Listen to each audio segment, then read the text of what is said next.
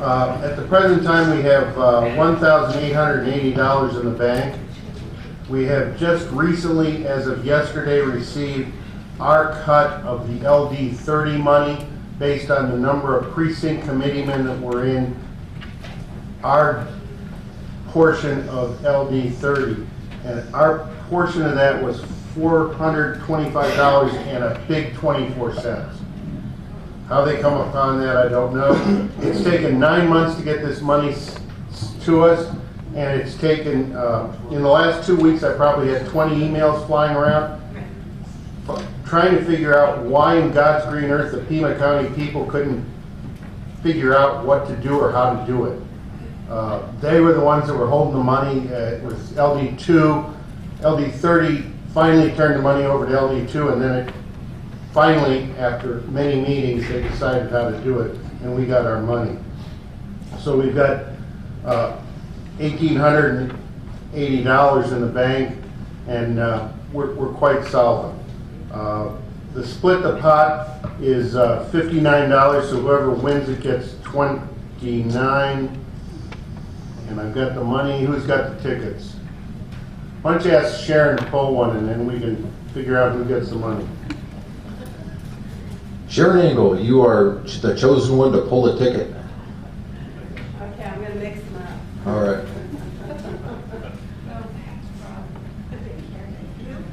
You want me to read it? Sure. 490963. Oh. Casey Jones wins. Here you go, Mr. Jones. Well, now when we go up to the basketball game this afternoon, we can afford to park the car. No, we don't. Hey, that's kind of coincidental because the last ladies club luncheon that I went to, I won it, and I pulled my own ticket. It was real crazy. A lot of accusations there for sure. Yes, but he pulled his own ticket by accident, and he gave the money to us. Yep, I sure And did. he said, okay, give it to Dave, he'll put it in our trade. Well, if I'd pulled my own ticket, I'd give it back to you. Go to that losing school and have fun. Okay. Mr. Lupe Diaz, would you stand up and be recognized, please? He is the president of the local Chamber of Commerce and a local pastor here in Benson, and he was invited to our meeting by our state senator, Gail Griffin. I thank you for coming, sir. Can you give him a hand? And now for the moment you've all been waiting for, the secretary's report. Would you like to give us a report?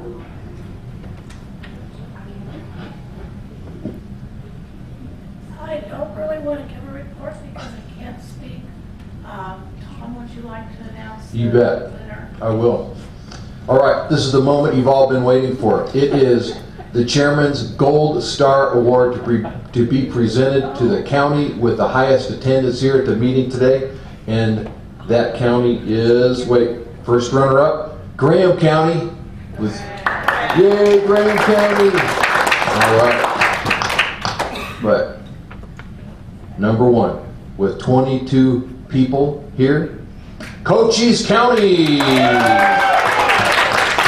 Mr. Chairman, will you please come forward and receive your gold star? $29. No.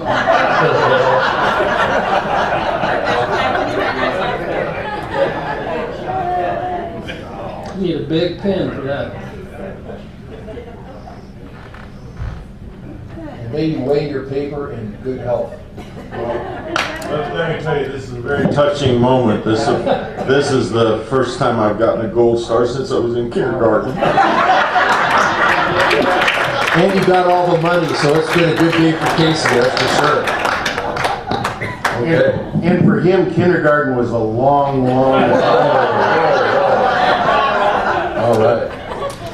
Next on the agenda, we have Arizona Senate President Pro Tem Gail Getting It Done Griffin.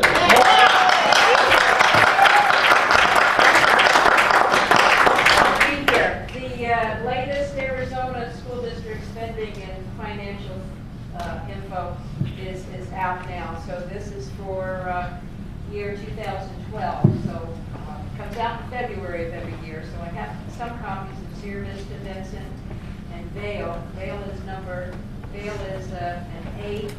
They get less per student, and they pay their teachers less, but they're still an 8. So money doesn't necessarily correlate to the academic success. The Vale superintendent was in my office yesterday, and he'll be in next week as well for the rest of the year. But I just have a few things to go over. We have deadlines at the legislature. All the bills have to be out of the committees by a certain time, and then they have to be out of each house, the House and the Senate, by a certain time. So we're down to the last 2 weeks to hear bills. They have to be out of each body by the 22nd. So I have Monday's meeting, and then I have one on the 18th, and one I scheduled a special meeting on the 21st. So I have 3 more meetings. If the bills don't get out of the committees and out of the houses, they're dead for the year.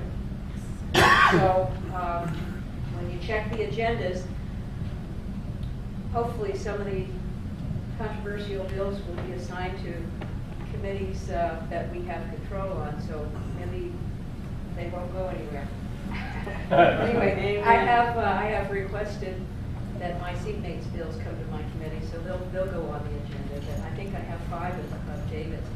I have 5 committees, as you know, and I have 28 bills that I'm tracking that are my bills.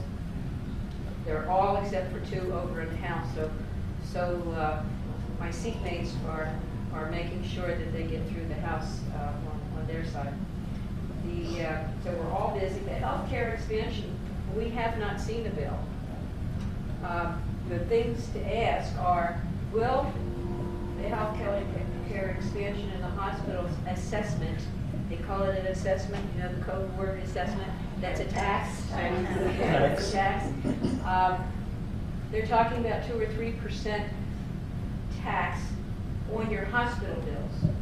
So ask, is our health care going to cost go down? In the federal legislation, they can go up as high as 6%. So if they get their nose under the tent and start with a 2 or 3% tax, there's nothing to stop future legislators or governors to push that all the way up to 6%. So 2014 is critical, absolutely critical, that we get the right people to hold the costs back. There's other solutions to the problem that they bring up, but raising healthcare costs is not the solution. And what happens when the federal government stops funding?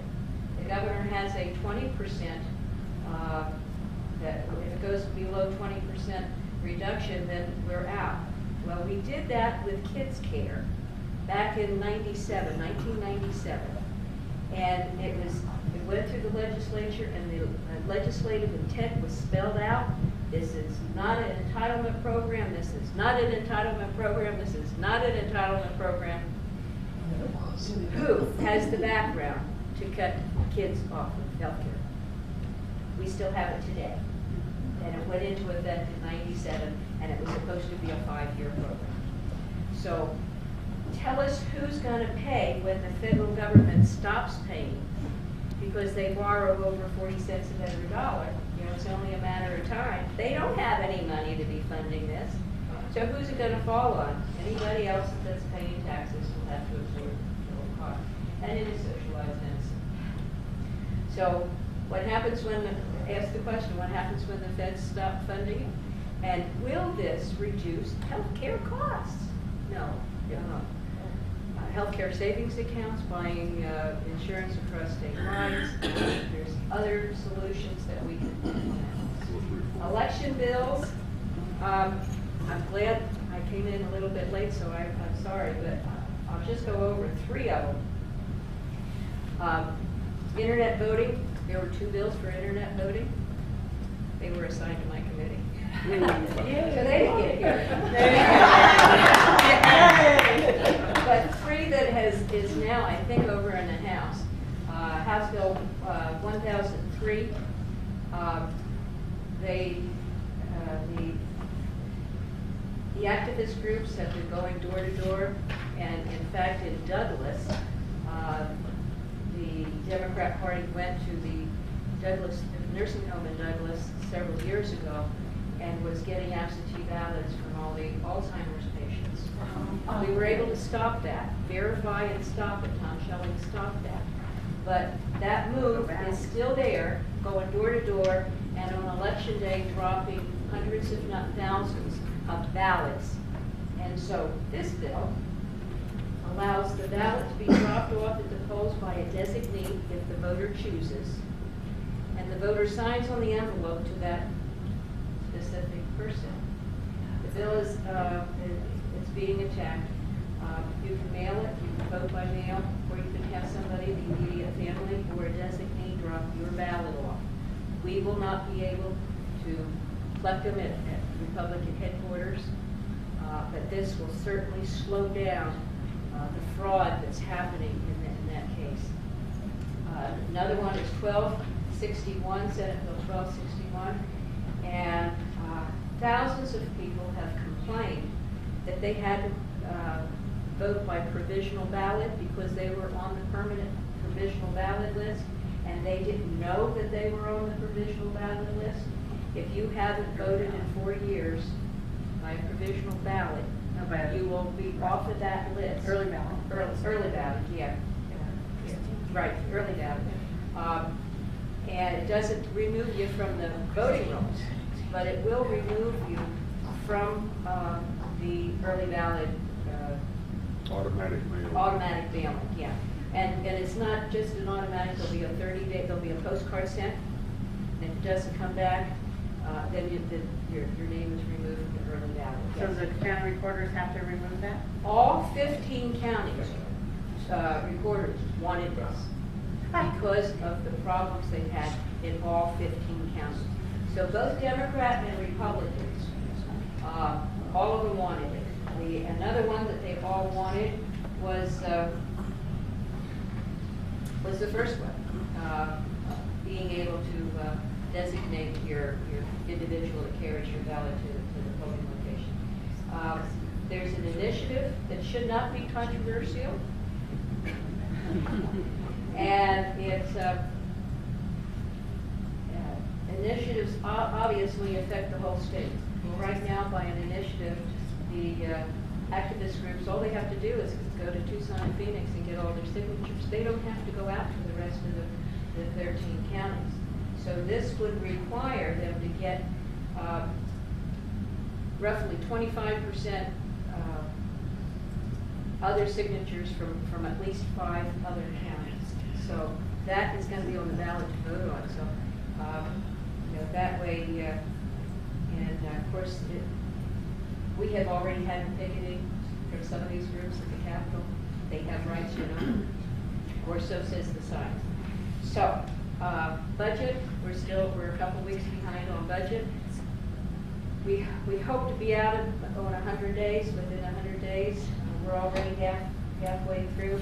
Governor was out of town for a couple of weeks, so we are behind on budget, but we're standing firm. We need to balance the budget, just like you have to balance your budget. When you run out of money, we have to stop spending, you have to stop spending and prioritize, and that's what we're doing. The calls and the emails, I really appreciate everybody here and everybody that's doing that. We've got hundreds of calls on Common Core. I think that bill is assigned to my committee too. But, it's something that everybody needs to be at the table when we're deciding educational issues, when we're deciding healthcare issues, when we're deciding tax issues and how it affects everybody. And I've left the rest for my seatmates to cover. And let me go real quick. I'll cover a couple of my bills.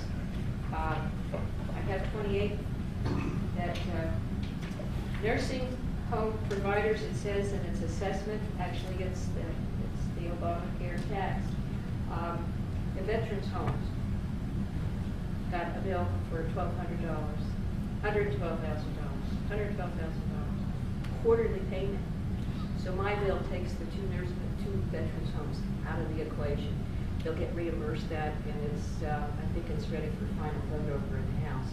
So the veterans home in Tucson and in Phoenix, they were in trouble 5 or 6 years ago. They have a new administrator that's doing a wonderful job, and they're making a little bit of money, but it's like $50,000 or $60,000. It's not a lot of money, but then when they get hit with $112,000 yearly payment, so that one's going through pretty well. I don't expect any problems with that. We have some bills that are creating transparency in government, your city, your county, local governments. We've addressed the franchise fee. If a city or town has a franchise fee and they try to stick any other fees or taxes in there, they have to actually put that on the ballot so that you know that it's a hidden tax. Is it a hidden tax? Yes, it is a hidden tax. Municipal elections, if they're raising taxes, property and sales tax, if it's a property tax in this county as well, but we need to identify how much it's going to be for a $100,000 residential property, how much it's going to cost for a $250,000 commercial property, and how much for a vacant land parcel. Because you don't ever hear, and it's the resident that gets the vote. That commercial business owner doesn't get a vote, neither does the owner of that land, private land. We've got some things that will create jobs. Last couple of years, we've had the chemical rotenone. If you are not aware of it, it's something that Game and Fish and federal agencies put in water, and it's been tied to Parkinson's. And we've gotten the bill over to the House 2 or 3 times last year. And Game and Fish actively worked to kill the bill, which they were successful. This year we had to sit down with them, and they actually testified in support of my bill this year. And I'm sure it doesn't have anything to do with them wanting to expand their goals. I'm not sure it doesn't. But we have a memorial for those of the federal government referencing Clean Air Acts. Has it worked? Why are we doing it? Let us at the state level determine what's best for our state. We have one on regional haze that tells EPA to leave us alone, that we are in control of and we do have a state implementation plan for regional haze. We have another one in reference to the Endangered Species Act. The NRCDs, the Natural Resource Conservation Districts, have been working with the National Resource Committee staff, and it's over a year. And so we put what they had worked on in a resolution that updates, which really, I'll just say it updates, but it will be to everybody's advantage, and it doesn't have the penalties that on our industry. And then we have a Vietnam War commemorative partner, and that's going along quite well. It's stuck and roll, so if we can get ropes to let that go. At the state level, we have a Vietnam War Veterans Dinner annually, and several other things at the state level. We have a ceremony at the flagpole, and booths and parades and such. And so this would require 2 events, and it's a national thing. All the other states, I'll get you the information if Nevada hasn't done it. But 2 events a year for several years that welcomes home and acknowledges the sacrifices for our Vietnam veterans and the service that they've provided, and welcome home. And so once the state has passed it, we're hoping the cities will implement, the Chamber of Commerce's will implement, to welcome home our Vietnam veterans. And last and not least, we have a resolution in support of the Second Amendment.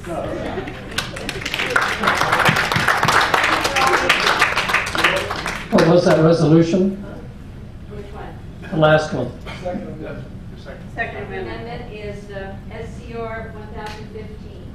And what is the nature of that? I'm sorry. In support of our Second Amendment rights. that this will go to our congressman, and we're asking they do not implement anything at the national level that infringes on Second Amendment rights. Thank you. I'm wondering if we can have the, after the presentation by Mr. Gowan and Mr. Stevens, have questions to the legislators as a panel. Would that be acceptable? Is there any objection to that? Okay. Our friends, House Majority Leader Gowan and Representative Stevens frequently present together. Is that going to be, you going to maintain that tradition? Okay, come on forward. Thank you very much, Representative Stevens, Representative Gowan. Now that he's in leadership, I'm his bodyguard. You have Second Amendment rights. We just want to thank you for coming. Gail said it all, so thanks. Yeah, we'll be here to answer questions for you. Somebody asked about water. Uh-oh. You want to cover that water bill? 2338. You want me to cover it? Is that The Tobin's one, Oh, so far It's Tobin's water bill. it's dead. Most of the regional people are against this water bill for good reason. We had a contingent of 24 people come up from Yuma. The speaker said that was too many people to talk to, so he pared it down to 12, and then he didn't meet with them. So they're pretty irate. What was he going to do? What did they propose? That's the question. Because our wonderful supervisor is behind part of that. Part of that. It's hard to say because the bill's going to change dramatically. So we don't, since he's the Speaker of the House and he wants to put it out, he's got the ability to kind of keep things quiet longer than most people. But it's not a bill that we can support now, and who knows what's going to look like in the near future. As Senator Griffin mentioned, we got about 2 weeks left, but it doesn't mean there's only 2 weeks left. There's always tricks and procedures. That's where leadership comes into play. they give you tricks and procedures? You got a little poodle with a hoop. Dave, is that bill still in committee? What? Is that bill still in committee? It died in committee. You died. You never. But you guys have to understand the speaker's almighty and powerful and can pull up anything he wants at any moment. What is it going to do? It's going to move water from sheds, certain watersheds to others.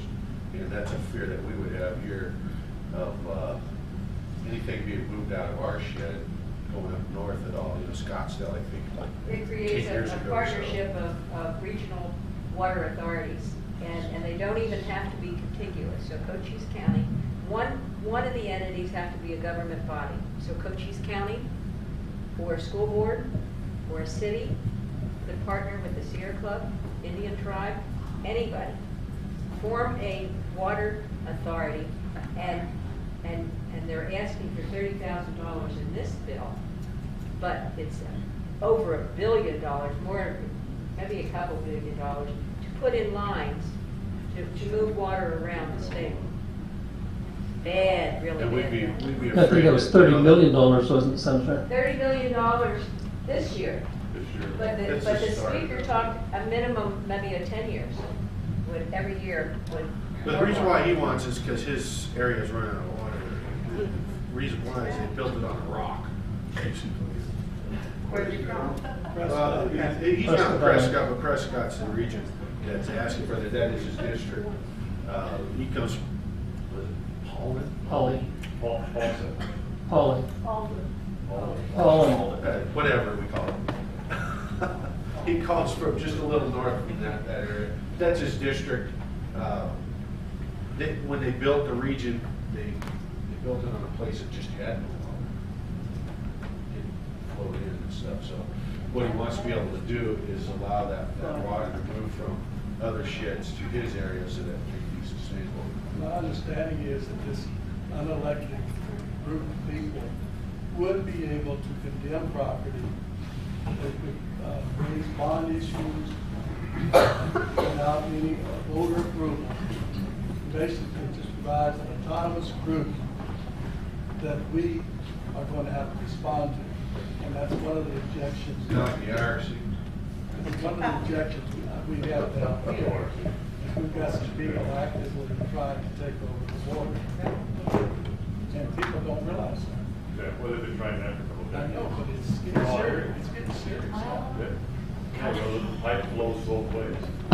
And we're 5,000 feet. There's a major, in our district, there's a major water problem too, up north in the Ram region right now. And you want to talk about federal, which is blaming, we blame the federal government on a lot of issues. This one's a definite one.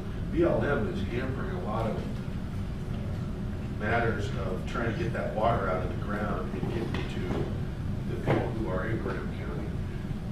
There's we have a prison up there. The prison's allowed Safford, who is the city of that way that has a lot of people on their water source, to tap into a region there that's on their property, and they found water, good, clean, so they call it sweet water. Sweet water. And they were going to be able to use it 7 years ago, and BLM said, no, you're on, that's our property that the prison's on, and you can't use it, and they capped it on. And then there's a spot just above them with U of A. U of A has a strip of land up that way, which is state, right? And they're testing the water source right now to see if it's good, sweet water. If I could just take a minute, our special speaker, Sharon Engel, is leaving. Could we give her just one more round of applause? Thank you. God bless you, and best wishes in your future endeavors. This is really where the business is going on, so I was really happy to hear your report. Good work, good work.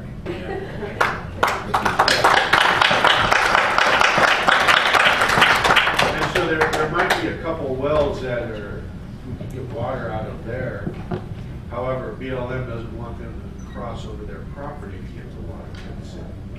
So this is what the feds do to us, and that's our troubles we have up there of trying to manage between federal and state, and that's why these lands shouldn't belong to the federal government. These lands ought to be obviously sold off into private hands, just like the East has already done. You know, everywhere west of the Rockies, it's outrageous the federal land that is captured into those states. And Nevada is one of those spots that are just, you have certain little spots and that's it. Well, have you guys seen the map of Nevada and what the feds own in Nevada? Oh, it's absolutely crazy. If you've seen that, well, think of that in Graham County, because the only private area is that strip. So you see strip, because that's the highway, right? 8% of Graham County is privately owned. There you go, 8% of it. So the rest of it's just, it's federal land in some fashion, whether it be BLM, forest, or it belongs to the Indians. So it's all federal land in some manner of that. And then the Indians have their water rights that they've taken too, and they're not able to capture that river flow as well, is what I heard as well. So it's a lot of water issues up that way. We don't need other guys hampering and from other regions telling us how to move our water and such stuff. So that's the big thing. I will tell you, Brenda Barton was the big key to that. Mitchell lives in the Phoenix region, but he represents Yuma. He had a key of stopping that just as well. There are a few people that we just have to thank for stopping it. The problem is, again, like I said, the speaker is, he can introduce any bill at any time because he has the power of the House. So he still has to worry about his members coming up and being angry for introducing anything like that. But if I were the speaker, I wouldn't put something up without knowing that it's going to get through, especially in committee.